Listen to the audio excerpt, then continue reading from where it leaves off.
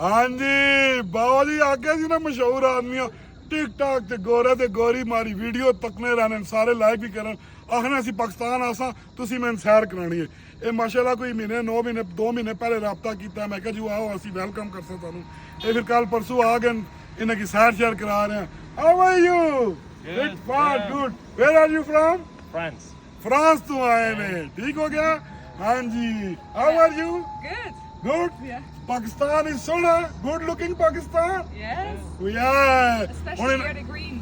Yeah, and especially greenery, sabza. Very good.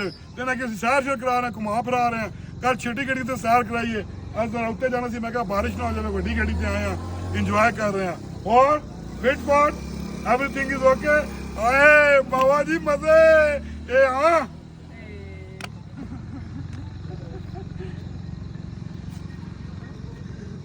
मैं बंद कर दे